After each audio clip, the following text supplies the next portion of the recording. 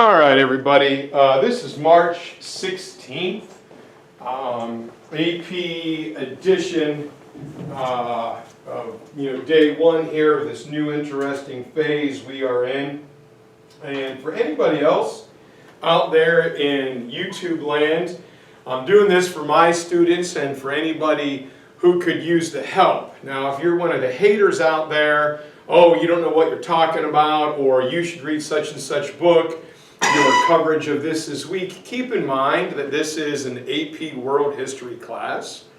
Many of these subjects we could spend weeks, if not months on, but we've got a finite amount of time. So if you're going to be a hater, just stop typing, troll somebody else's page, because really nobody here cares. So other than that, if you are using this and you're not one of my students, fantastic. Email me with a question.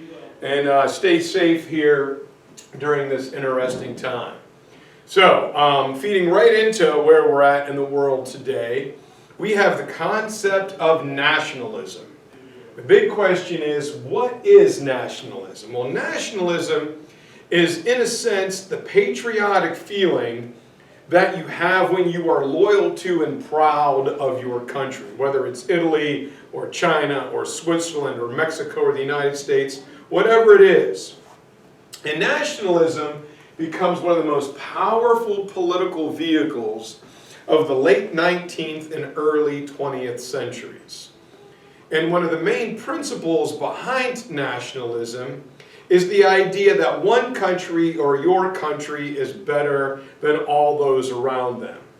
And this is going to become particularly important in areas around Western Europe, and to a little lesser extent in Asia, which we're going to get to, the Ottoman Empire, China, and Japan.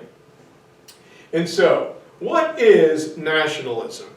Along with being proud of your country, nationalism is simply the idea that a state or a nation is made up of people who are linked by several different factors. First one is the people there speak a common language. You all speak the same language. Like in Italy, you speak Italian. In Germany, you speak German. That's how it works.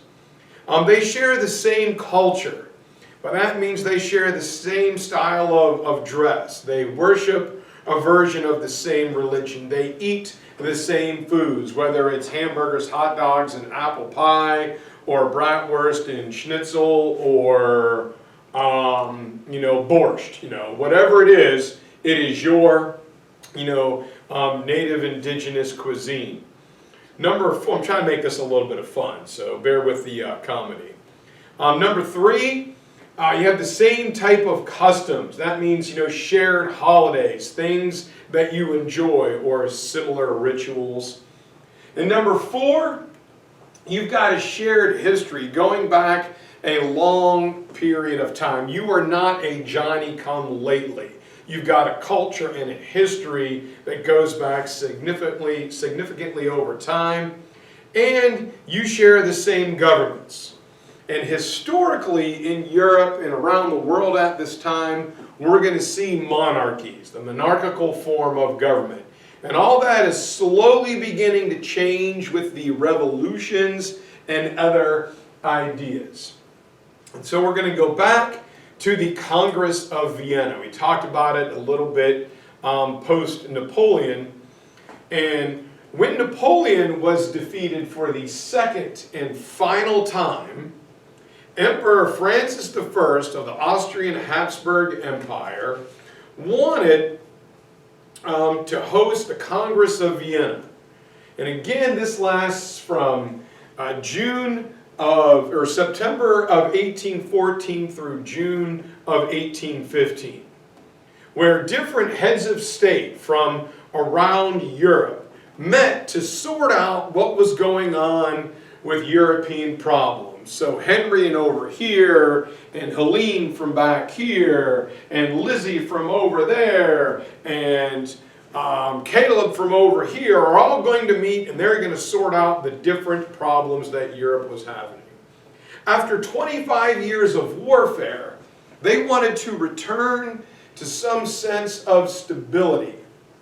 Some of the major players were Emperor Francis I, his Prime Minister Clemens von Metternich, the monarchist behind this, the Tsar Alexander I of Russia, Lord Robert Castlereagh of Great Britain, and Victor Emmanuel, these other Count Camille Cavour, these different heads of state coming in from all over Europe. And the Congress of Vienna has just a couple goals. Number one, create some sort of lasting peace in Europe. That's number one. Number two, they want to create a balance of power. So any one country's military could not become much more vastly superior to any others. What Napoleon did scared the crap out of people. And seeing what happened to Louis and Marie, the idea is to protect other monarchs while installing hereditary monarchs to continue. Legitimate hereditary monarchs where they had been removed in places like Spain, in places like Portugal, and even in France. How to get back? We're going to hit the reset button and go back to before the French Revolution.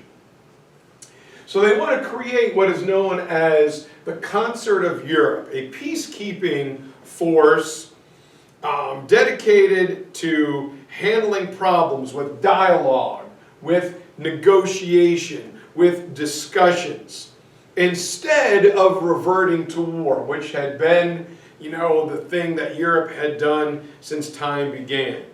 And the Concert of Europe is going to be eventually the precursor to the League of Nations and the modern UN. And the problem was, these old feudal dynastic states are trying to compete with those who had industrialized. And the Industrial Revolution is this great quantum leap forward. Great Britain is in the forefront because it was unified and they industrialized. And so we want to end these old petty feudal dynastic states that only governed small regions. So, along with that is France. France is a large nation. It was also heavily united. But then you have places in other parts of Europe, like the Austrian Habsburg Empire. The German states and Italy are these giant fragmented territories that are modern-day countries. Or like the Austrian Habsburg Empire, it is enormous. It is multicultural. It is multilingual. How can government and economic efficiency be created there when they're not connected yet? The easiest way to become one nation is to be ideas supported by nationalism. So I'm going to pause there for a minute. We talk about nationalism. I'm going to say this is a great chance when you're at home to do a compare and contrast paragraph.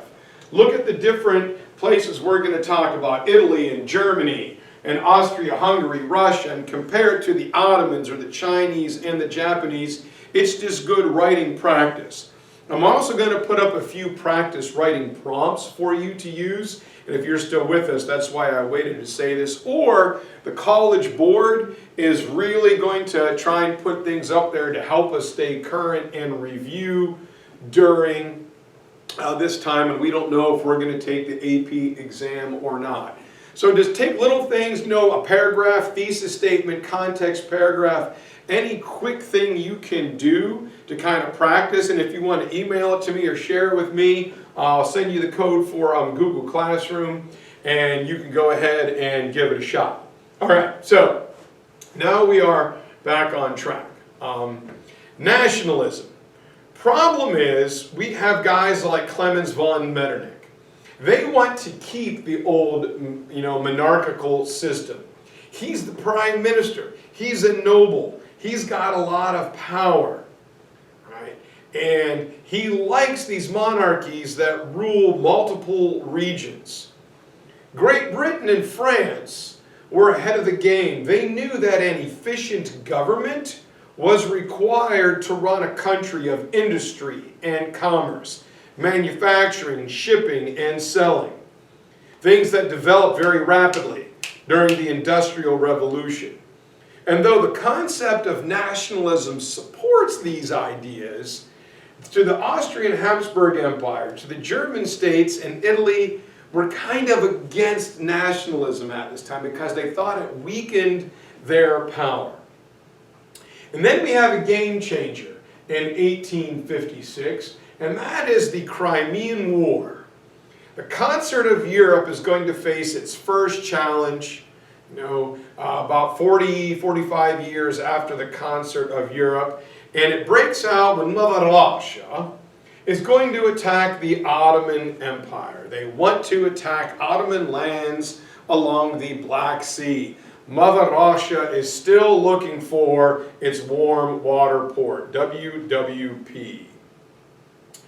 And the issue here is a lot of Christians went down through this area on a pilgrimage to the Holy Land.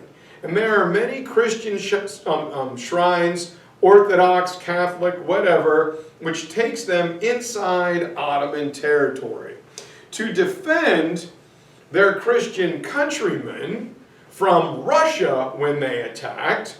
France and Great Britain say this is why they are siding with the Ottomans. We want the Ottomans to help keep Russia out. Now, the Crimean War is then going to pit Russia against the Ottoman Empire with its allies, England and France. England and France will also jump in, but they're going to need something for it. They're doing it to protect their fellow Christian pilgrims, but they're going to want something in return. And with this alliance, Russia is defeated. And this destroys the myth of the invincible Russian bear, an idea that was created when Russia defeated Napoleon. And so these three countries, Great Britain, France, and the empire, the Ottoman Empire, is going to try and work out a deal. They're going to try and find a way to a speedy resolution of what's going on.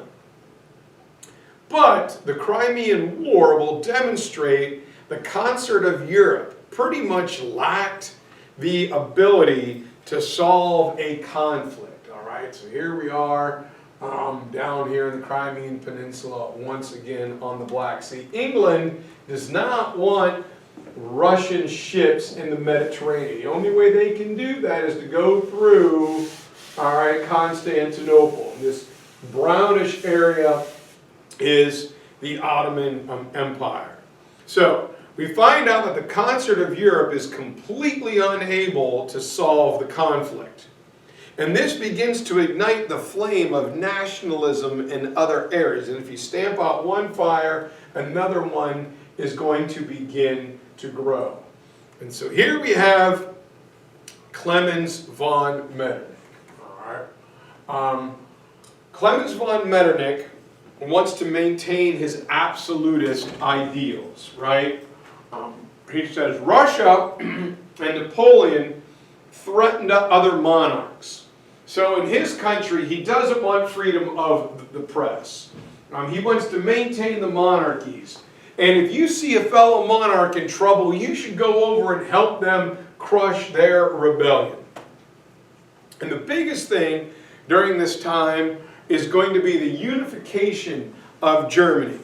Between 1848 and 1914, Germany becoming united will be the #1 development in Europe and also impact and reciprocate with World Wars I and II throughout the world. But first, we're going to start in Italy, kind of a pretty good story. And the concept of nationalism is something that had existed in Italy for a long time. The problem is, nobody really knew how to do it. Prego, grazie, ciao bello, hey. All right, this should be good. This should be fun. If it makes sense anywhere, nationalism makes sense in Italy. Everybody speaks Italian. Everybody's primarily Catholic. Long history back to the Roman Empire. All the criteria, all 5 criteria for nationalism makes sense in Italy. Geographically, unifying the modern country of Italy into one country should be easy. The long flat coasts on either side of the Apennine Mountains, this should not be a problem. These factors link Italy. It should give them the ability to modernize, but many people had tried, and up to this point, they had failed.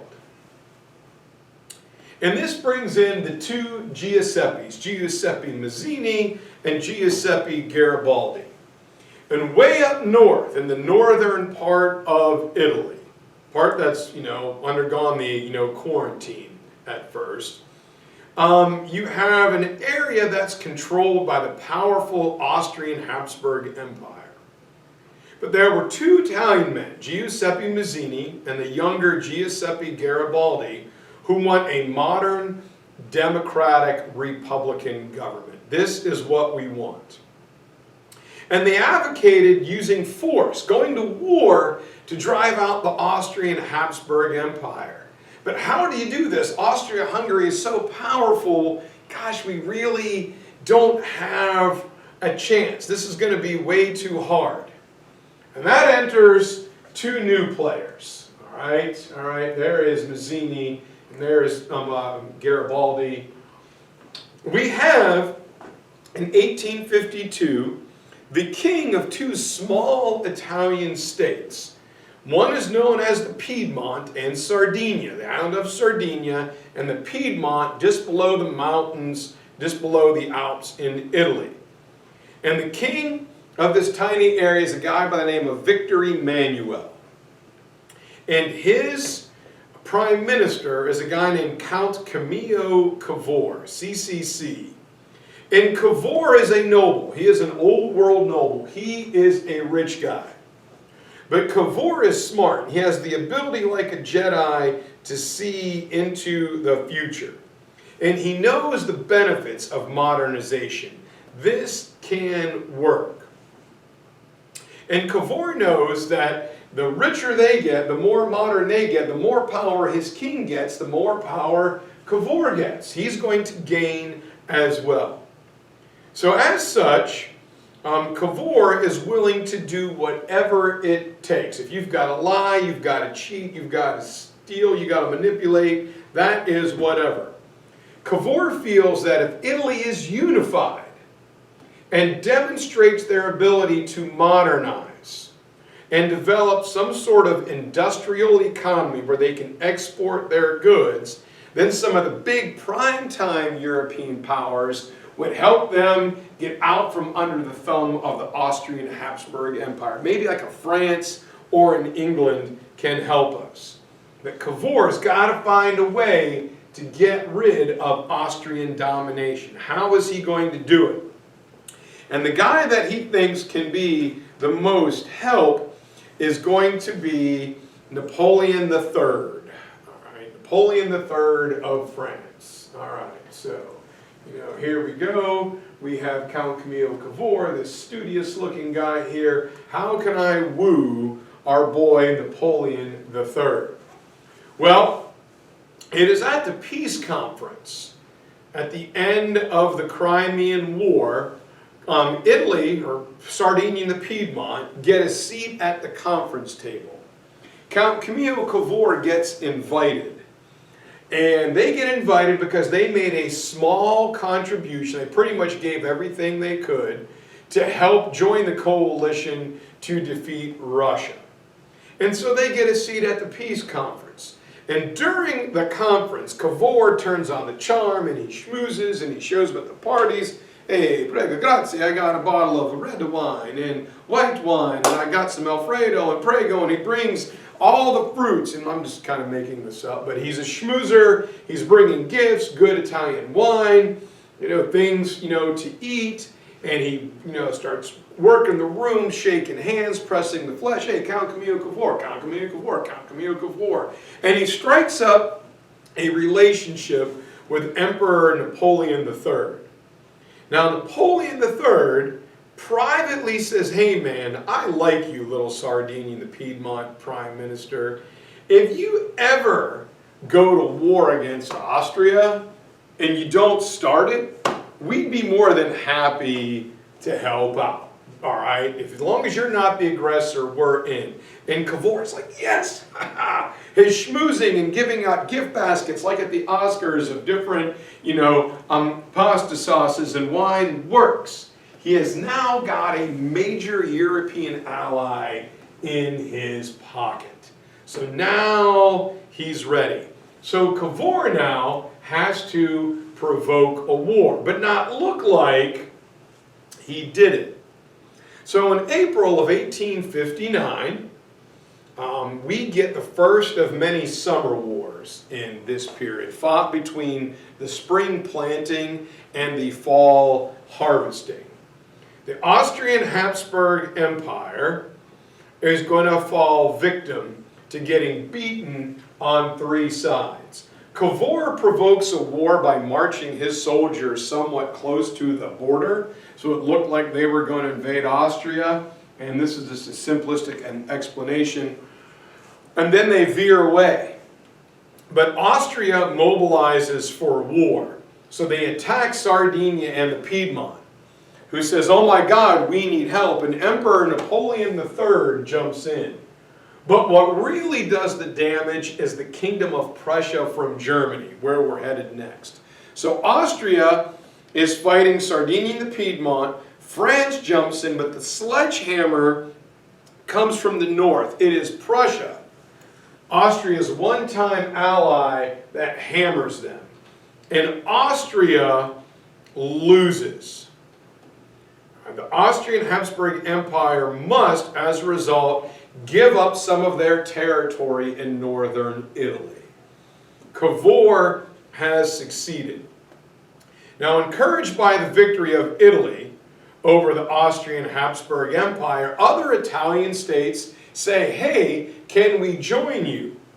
And Cavour and Victor Emmanuel say you can, but you've got to acknowledge Victor Emmanuel as the king of Sardinia and the Piedmont, as well as your state or your territory.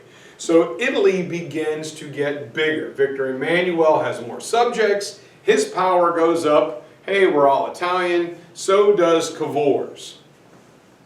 And now we're going to push for the total unification of Italy. All right, everybody now, all right, is beginning to join Sardinia and the Piedmont. This green part is what's going to be gained from the Austrians. Now we've got the Kingdom of Sicily. We've got the states down here like Naples and, Bari. And then we've got the Papal States and Rome in the middle. So what is going to happen next? Well, what's going to happen is Mazzini and Garibaldi. With the upset victory over Austria, the Austrian Habsburg Empire, Giuseppe Garibaldi and Giuseppe Mazzini force the Italian king, Victor Emmanuel, to come up with a plan of total unification. And Cavour says, look, all right, Mazzini's going to die, and Giuseppe Garibaldi is going to be the torchbearer here. He says, look, why don't you go down to Sicily? Try and attack Sicily and get them to join. And Garibaldi is going to go with 1,000 soldiers, and they all wore this blood red shirt, so they were called the red shirts. And Cavour supplies Garibaldi with transportation, with ships, and with weapons and other types of support for this invasion of Sicily. And Garibaldi is able to successfully attack the island state of Sicily and bring it into unification. But all of a sudden, people in southern Italy buy in. They're listening to this guy named Garibaldi talk about democratic republics, and quickly he makes mainland in Italy, and he's up into Naples. And the problem is that Garibaldi wants to unify Italy under a Republican democratic government, right, where you get to vote like the other revolutions, not a monarchy. Well, this is not what Cavour had in mind. He wanted to be the prime minister to a king of a unified Italy. So by the time Cavour reaches the city of Naples, Cavour has to send out trained troops in order to stop him. He's got to send out the regular army to go after his peasant army to prevent, the formation of this Republican Democratic government. So, on the way, Cavour will capture the Papal States, all right, this orange area that had been controlled by the Pope and the Church for centuries. Being faced with the professional army of Cavour, Garibaldi knows he can't win. It would cost too many lives, so he stands down. He accepts the ruling of Victor Emmanuel as the king. King Victor Emmanuel from Sardinia and the Piedmont in 1861, all right, think about the same time as the start of the American Civil War and the United States' nationalist, Civil War. Victor Emmanuel in 1861 is proclaimed king of a unified Italy. It was the first time that Italy had been under the same rule, a unified rule, since the collapse of the Roman Empire in 476. So it's been 1,400 years. The only problem is that this new unified Italy, agriculturally it's great, but it lacks many of the natural resources and the ability to create large manufacturing industry. And for thousands of years, local areas, Naples, Venice, Bari, Florence, had operated as individuals. It was difficult for them to change their mindset into they were part of one single nation. I'll go back to my Civil War class where Robert E. Lee says, Virginia is my state, my country, my home. No one really thought of themselves as Americans yet. They were still Virginians, all right, going back to the Civil War. Well, same thing in Italy. I'm a Florentine. I'm a Venetian. I'm a Neapolitan. So they don't understand how to work like UVA basketball, to work like a team yet. And so try as they might, poor Italy was never able to achieve the economic and political levels of strength that they wanted to. They could never contest the great European powers.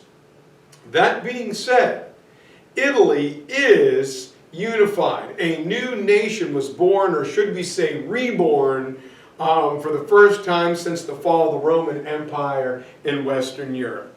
Tomorrow on St. Patrick's Day, we're going to talk about this guy, and you can determine if he is a Jedi or a Sith. This is Otto von Bismarck. And again, think of short answer questions, identify two problems for Italy, or identify two of the unifiers and explain what their motivation was. Anything you can do with these quick 20-minute lessons to improve your writing and content is perfect. All right, guys, we'll see you tomorrow.